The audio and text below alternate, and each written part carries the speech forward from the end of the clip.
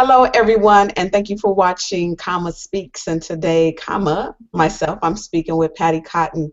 Patti is a personal executive coach, and she says, just like me, we are thrivers and survivors, survivors and thrivers. I love it. Yes.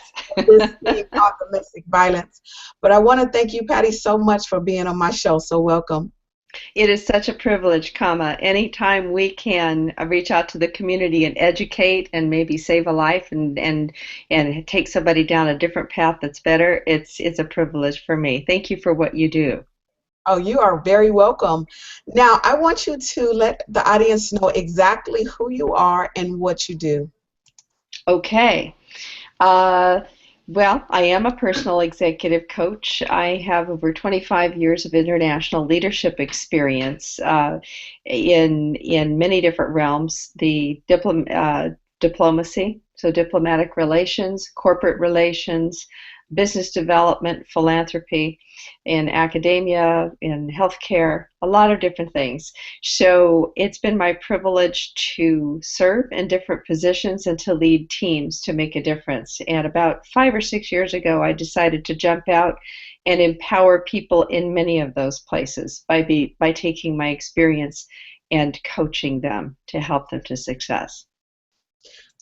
Can you explain exactly what a personal executive coach? I haven't heard those terms before, but I heard of Yeah. personal coach, life organizational coach, but not a personal executive coach. Okay, so an executive coach, you may have heard, is someone who coaches executives, and usually they deal with business, whether it's performance or whether it's the executive's agenda. If the executive is transitioning out, wants to do something different or step up to more potential.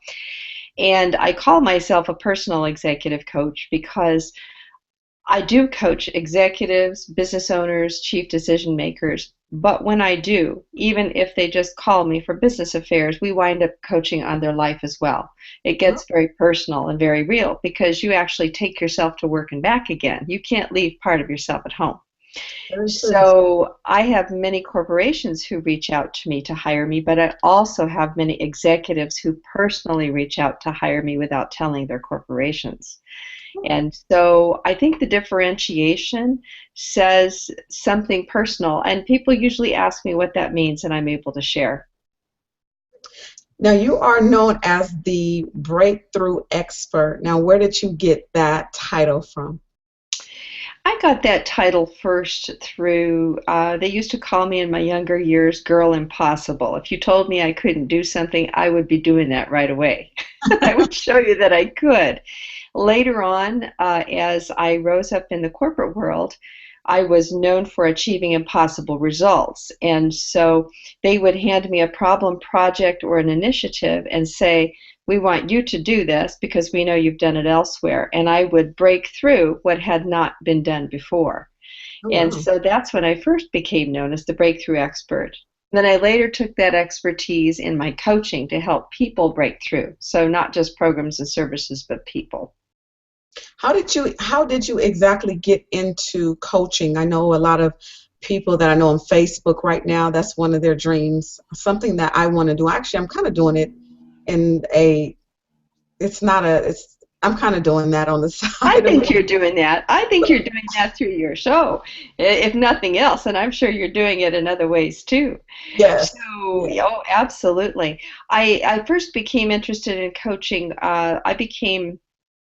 I kind of reached the pinnacle of where I was as the chief fundraiser for 5 hospitals. And I realized that I was not very happy being in a corporate environment where there were a lot of politics and so forth. So even though I loved developing programs and services and I loved reaching goals and raising millions of dollars to help children and things like that, there was still something in me that went hungry, if you will. Mhm. So I went back to school and I loved systems, I loved people, I didn't know exactly what I wanted to do, but I loved learning. And so I said, give me something that puts it all together. And there was a master's program, organizational management and development. And I thought, that's cool. That brings together business, law, human resources, psychology, all these things, wraps it all up together. So I'll go see what that's about. Well, courses were almost all full. but there were a few left that had to do with a specialized track within that master's, which was coaching. So Mhm. I decided to start with that. And the first weekend that I went to school, I walked into that room the first day, and when they started, I just started crying. I thought, I have come home. This is what I was called to do. Wow. Because all of my life, I think, since maybe as young as my first year at school, I remember always looking for kids on the playground who were left out and elevating them to show them what their gifts were and including them. And I Mhm. can look back, and that's something I naturally just looked to do all of my life, was to say, you've got potential. And Mhm. then some of my own circumstances in life that I went through also propelled me to want to turn around and help others. So when I wound up in this classroom and I thought, this is what you get to do, you get to help people cross through barriers, to break through and to step into their God given potential. I'm so there. I Yeah. really am. So, We share a lot in common. I've been able to help people in some of their businesses and kind of guide them on some things. It's just something when they tell me what they have, I'm just, oh, you can do this. How can I help you? How can I help you get out there? I get joy as well just being able to do that because you need that push sometimes, and mhm. somebody is there. And we were talking just before we got on how this is Domestic Violence Month, and I know there's a lot of people out there that don't even feel like they even have anything because of whatever they're going through now or something they've been through. Are they able to come to you and say, I know I have something, I don't know how to go about it. How can you, or is there a way you can help pull that out of them so that way they can move forward? Yes, yes, there is actually. There are two things I want to say about that. One is the loss of hope that women and men who suffer from domestic violence suffer from, and that is a loss of hope. And we can come back to that. But secondly, what I find is whether you are a silenced and vulnerable voice at one end of the spectrum, you may be homeless, you may be in a DV shelter, you may be in that horrible, frightening situation still, or you are standing up in front of a board running the boardroom. There are still common human issues that we all face. So if I take a woman who has a silenced voice out of a DV shelter, and I take a woman who's earning $1 million a year and she's running a boardroom, you will find the same common challenges and issues. We all suffer from the same human issues. I think the difference is with DV, with domestic violence, is that when we've been through it so long and so beaten down, that we don't have hope. I remember that when I was president of Alternatives to Domestic Violence for Riverside County just a few years ago, I was also a fundraiser at that time. Oh, wow. And and so one day I walked in and I said to the CEO, look, Eliza, let me just raise millions of dollars for you. Show me what you need. What do you need here? What do you need for the shelter? Just set me loose. Come on. And she turned to me and she pointed out to the living room where the ladies were. And she said, do you see the women and the children out in that room? And I said, yes. And she said, here's what I want you to do. Mhm. I want you to go out there at a certain moment when you're ready and to stand there and to say, you can do this because I did. And you point to yourself. She said, because the one thing they do not have is hope. And that is why 97 some odd percent of women return to their abusers, because they don't think anything is going to be any different. Nobody's giving them that. And so, if someone, back to your question, if someone in that situation came to me, I could say, there is hope. I can tell you firsthand. And Mhm. yes, I can lead you to resources.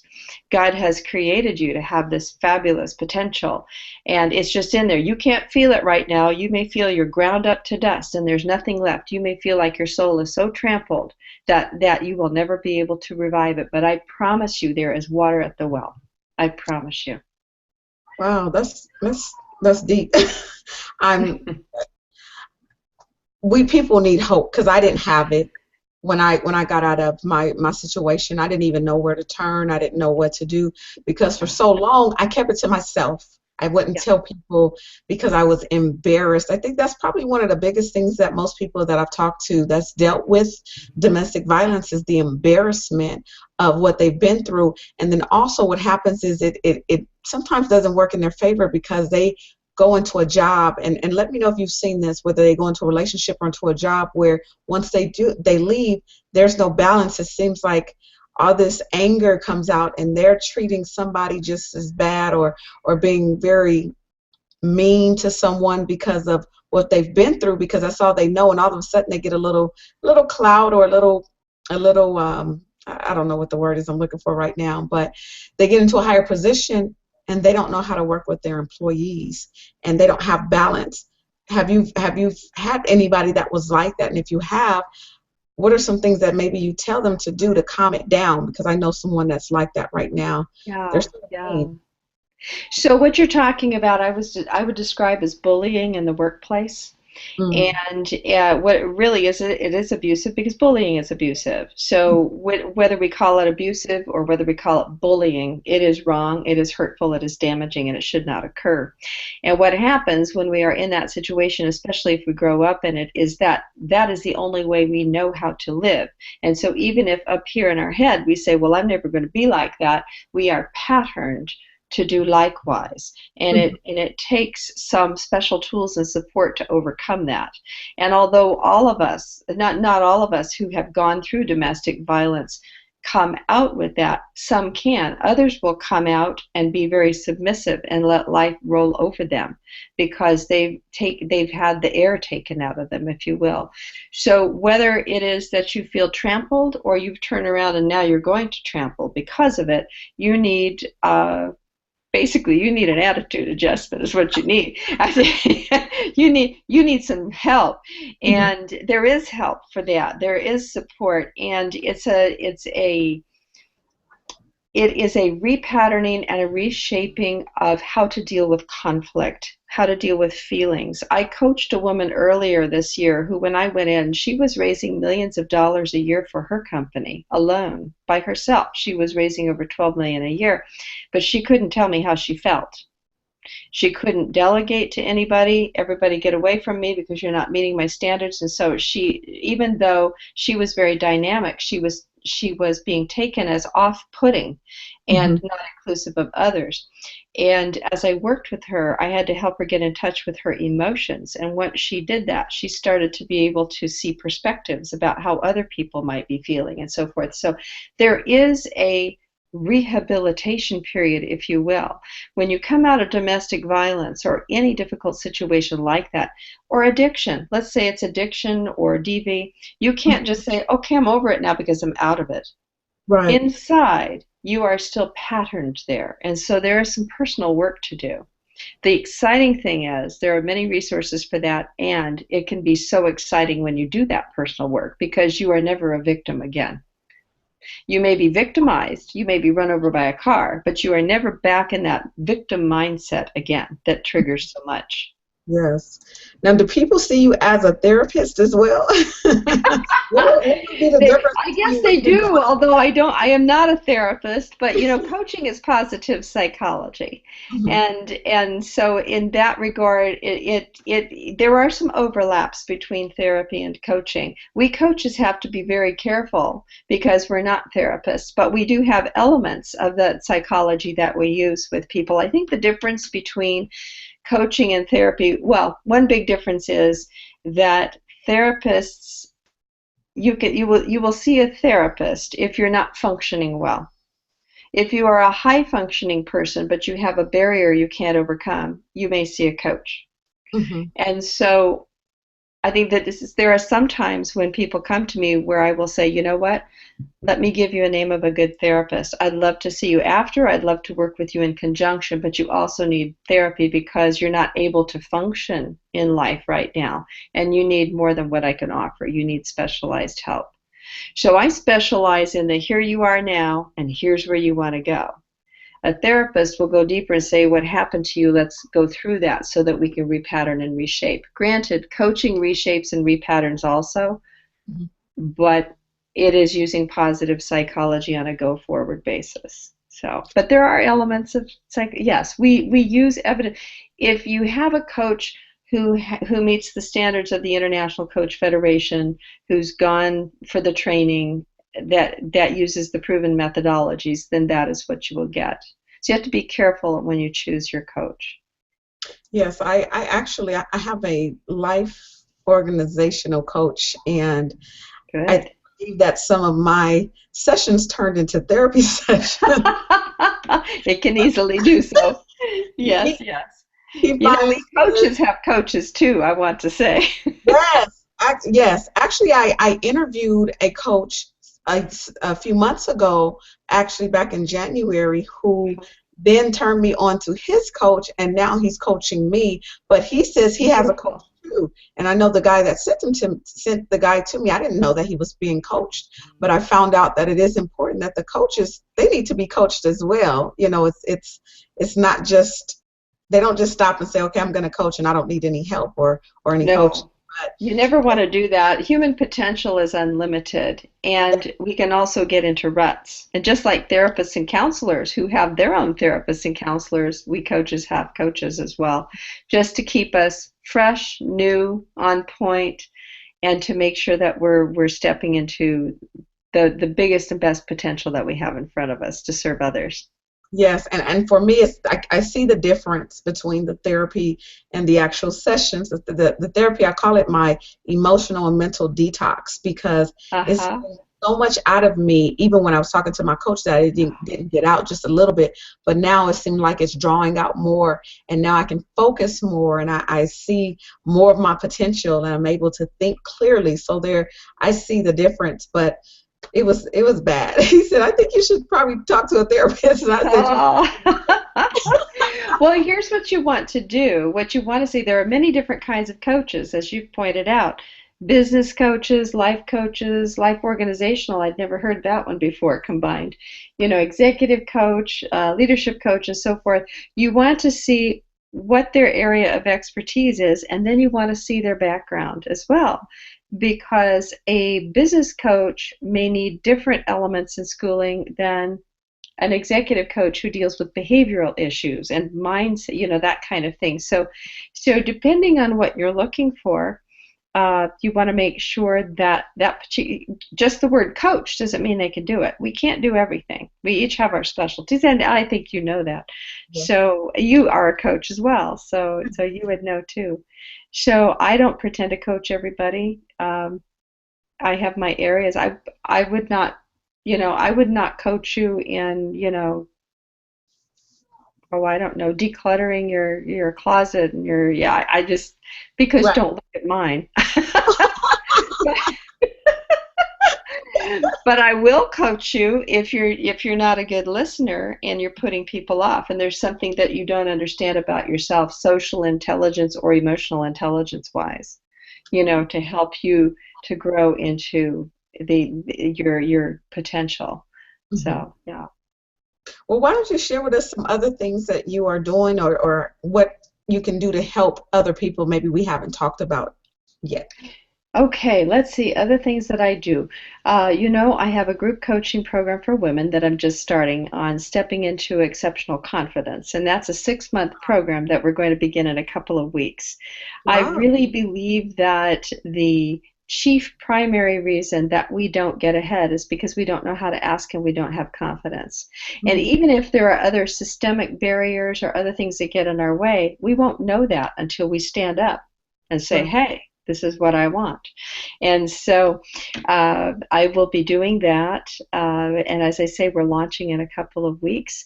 Um, some of my heart work involves giving back to uh, domestic violence initiatives and at risk youth.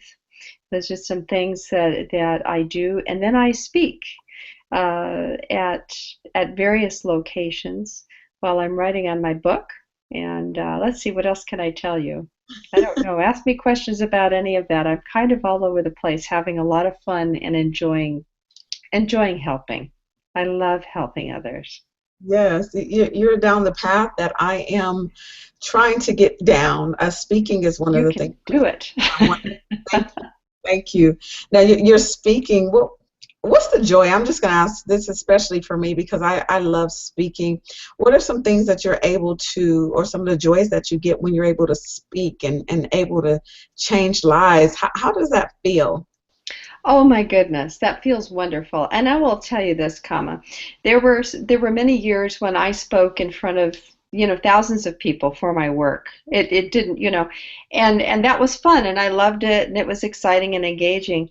But then when I started speaking for myself, um, it turned. It was no longer, it's not that I was performing, but there was a heart thing and a connection that I loved with the audience. And then the day came when for the first time I was going to speak in front of a couple of hundred people. And the night before, I had looked at my talk and I suddenly realized this is not what I'm supposed to talk about tomorrow morning. I was moved that I was not going to do this, that I was going to tell my story. Mhm. Now you have to understand that was the first time I was going to tell my story. And Wow. this was to a business audience. I thought, what? I'm supposed to be talking about this? I thought, no. I took my speech that I had prepared the next morning to the conference, and I was the opening speaker. And so I keynoted, and when I got up there, I knew without a doubt that I was supposed to put my notes down and just fly and tell my story, which I did. Mhm. And I made it pertinent to the business audience because domestic violence and issues of empowerment are global, no Mhm. matter whether you're in a business seat or anything else. And at the end of my talk, I had women coming up from everywhere, crying, begging to talk to me. And I thought to myself, comma, when we hide part of our story, when we allow people to shame us and say, why didn't you just leave? Or why did you put up with that? Or Mhm. anything else because they are uneducated, we are cheating the world Mhm. of giving others permission to stand up and say, I need help. Mhm. And so I think the big lesson for me at that point was you don't hide part of your story. You Mhm. stand up, and if you feel ashamed about part of it, you need to deal with that. You need to say, okay, I have to sit down with this and reckon with this. Because when we hide part of our story, we're trying to fit in. And when we fit in, we don't belong because fitting in means we cut corners so we can push ourselves in versus where do I belong? I am a child of God. This is what happened to me. It's like being run over by a truck, and you figured out how to get up afterwards and go. There is no shame in that. So the big thing I would say is own your story.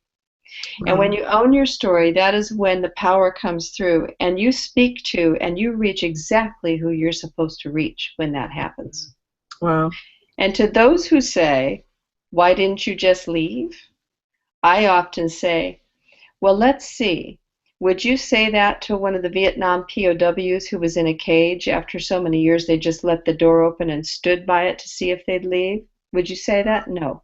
You are talking to someone who was put in that same situation in that same mindset. And there's this, oh, never thought of it like that. Wow. So, yeah, owning your story allows you to truly minister to others in a way that nobody else can. Mhm. And I often say, we are broken jars of clay, and God shines brightest through the broken places. He is the seam of gold that comes through. Wow. That's powerful. Oh gosh. Um, because that's what I've been dealing with, kind of not telling the whole story, out of feeling very uncomfortable, very uncomfortable hmm because I don't know what people are going to say. I say just enough, There are but so many of us out there. Because why, comma? Because we don't know what to say. Because you know what they're saying to us. They're saying, what's wrong with you? yes, What's yes, wrong with you? There must be something wrong with you. And to that I say, walk in my shoes first. hmm, You come walk in my shoes and talk to me. That yes, is an uneducated, ignorant statement that yes, needs to be eradicated. But in order to do it, you and I have to eradicate it within ourselves first by understanding why we didn't leave. hmm, yes, very true. Because we were actually put into a prisoner of war mindset where we didn't think we could go. The minute the doors open, you might go, but somebody could slap you right down. Oh yes, You're in that place. So, yeah, we need to eradicate that within ourselves because when we do that, we give other women the power and the permission to stand up and say, "There's nothing wrong with me either. It Yes. happened to me, and now I'm able to stand up and say I belong. Wow. I am a worthy person. I am a daughter of God. I Mhm. have something to contribute." Yeah. I love it. Thank you so much for that. It's about time to wrap up. And before I let you go, if you can just leave something with the audience, maybe something you would like to share with them, and then also your contact information, how they can find out more about you, if you're on social media, your website information. Absolutely. Well, I'll give you my website information first, and then I will leave you with a few words. And first, my contact information is my website, so you can find me on patticotton.com. That's PattiCotton.com. So patticotton.com, and there's a way to contact me there by phone or by email. And please reach out if you have a question. What I'd like to say to you is this: no matter where you are, no matter what your circumstance, no matter what you have come from, whether you've come through addiction, sexual assault, prostitution, domestic violence, anything, anything where you feel like you're less than, I want to tell you that you are just as much, that you have gone through something that is terrible, and I'm telling you that I'm sorry that you had to go through that, but you are coming through that. You have come through that. And the beauty and the power of you because of that is like a broken bone. You break a bone, it gets mended, and the scar tissue is stronger than the original bone. If you recognize that, that makes your story unique, and that means you can minister to people like nobody else who has been through what you've been through with your energy, with your story, with your contributions. You have so much more to share than those who have not been there.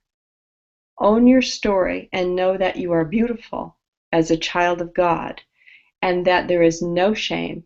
And if you're feeling that, reach out to me. I'll give you some resources. You need to get over it because the world needs you. They need you now. Don't cheat the world by staying in your corner. Thank you so much for that. That is beautiful. And with that said, again, thank you so much for being a part of my show with your knowledge and your wisdom. This was Kama, great. thank you. Thank you for hosting, for your ministry, for your mission. It's a Thank, privilege to be with you. thank you. I really appreciate that. And for those that are watching, don't be afraid to speak up and speak out. I was afraid for a very long time, but God told me that I had to go through that. I had to give my testimony. And although it's hard and I'm still giving little by little, I know this is what God wants me to do because I want to help protect someone else from being in that predicament, or be even just being able to get out of it, because you can get out. God always gives us a way of escape. So make sure to speak up, speak out. If you have any questions for me, you can visit my website, which is kamaspeaks.com, and fill out the contact us form. And with that said, I'm doing a lot of talking, but now I'm doing a lot of thinking. So I'm going to go ahead and end this. And I thank you all for watching. Continue to watch Kama Speaks. Follow me on all my social medias at Kama Speaks, Facebook, Instagram, Twitter. My YouTube is For Sale by Kama. You can check out all of my shows and subscribe to my YouTube page. Make sure you spread the word. Domestic violence does kill. It does. So please spread the word, save a life. Thank you so much for watching. God